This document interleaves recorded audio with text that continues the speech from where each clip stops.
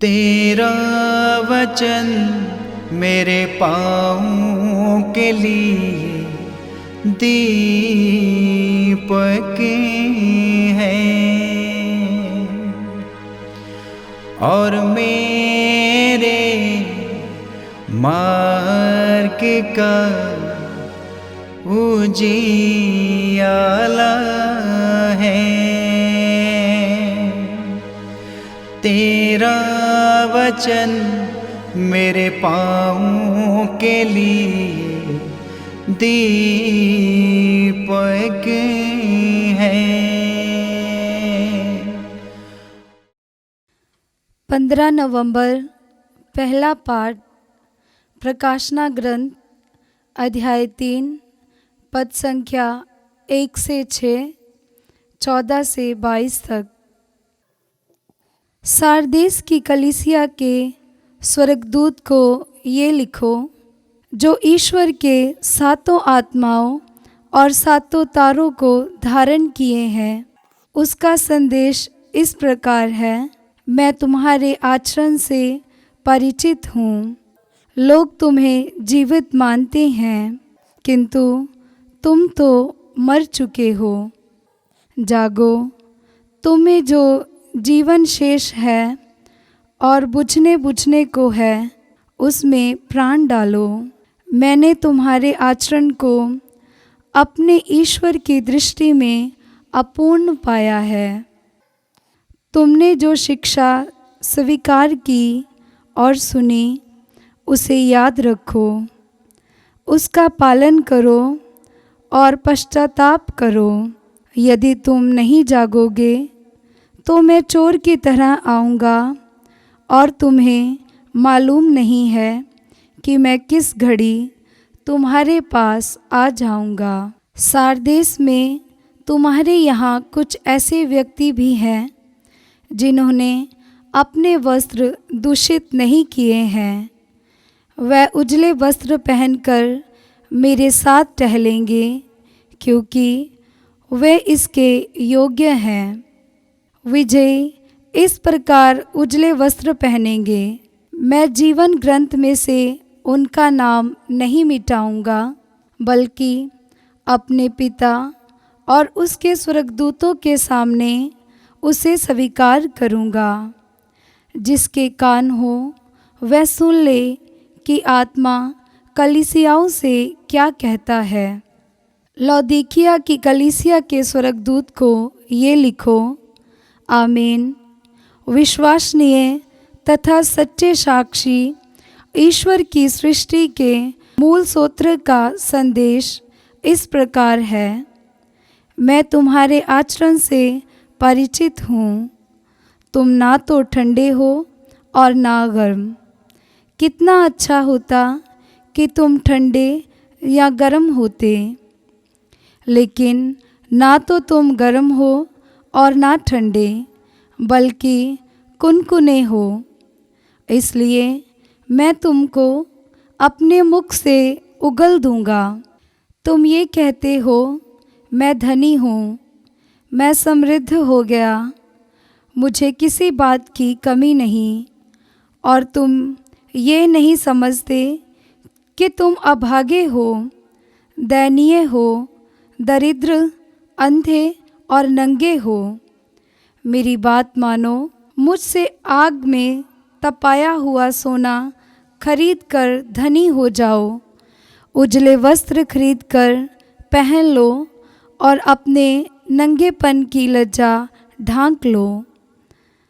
अजन खरीद कर आँखों पर लगाओ, जिसे तुम देख सको। मैं जिन सबों को प्यार करता हूँ, उन्हें डांटता और दंडित करता हूँ। इसलिए उत्साही बनो और पश्चाताप करो। मैं द्वार के सामने खड़ा होकर खटखटाता हूँ। यदि कोई मेरी वाणी सुनकर द्वार खोलेगा, तो मैं उसके यहाँ आकर उसके साथ भोजन करूँगा और वह मेरे साथ। मैं विजय को अपने साथ उसी तरह अपने सिंहासन पर विराजमान होने का अधिकार दूंगा, जिस तरह मैं विजय होकर अपने पिता के साथ उसके सिंहासन पर विराजमान हूँ। जिसके कान हो वह सुन ले कि आत्मा कलीसियाओं से क्या कहता है। ये प्रभु की वाणी है। ईश्वर को धन्यवाद। भजन अनुवाक्य। मैं विजय को अपने साथ अपने सिंहासन पर विराजमान होने का अधिकार दूंगा। मैं विजय को अपने साथ अपने सिंहासन पर विराजमान होने का अधिकार दूंगा। जिसका आचरण निर्दोष है, जो सदा सत्कार्य करता है, जो हृदय से सत्य बोलता है और चुगली नहीं खाता। अनुवाक्य। मैं विजय को अपने साथ अपने सिंहासन पर विराजमान होने का अधिकार दूंगा। अपने पड़ोसी की निंदा नहीं करता, जो विधर्मी को तुच्छ समझता और प्रभु भक्तों का आदर करता है। अनुवाक्य। मैं विजय को अपने साथ अपने सिंहासन पर विराजमान होने का अधिकार दूंगा। जो किसी भी कीमत पर अपने वचन का पालन करता है, उधार देकर ब्याज नहीं मांगता और निर्दोष के विरुद्ध घूस नहीं लेता, जो ऐसा आचरण करता है वह कभी विचलित नहीं होता। अनुवाक्य। मैं विजय को अपने साथ अपने सिंहासन पर विराजमान होने का अधिकार दूंगा। जय घोष। हालेलुया।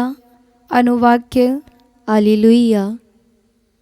ईश्वर ने हमको प्यार किया और हमारे पापों के प्रायश्चित के लिए अपने पुत्र को भेजा। अनुवाक्य। हालेलुया।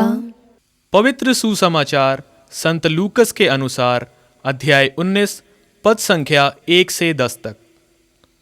ईसा यरीको में प्रवेश कर आगे बढ़ रहे थे। जक्कैयुस नामक एक प्रमुख और धनी नाकेदार ये देखना चाहता था कि ईसा कैसे हैं, परंतु वह छोटे कद का था, इसलिए वह भीड़ में उन्हें नहीं देख सका।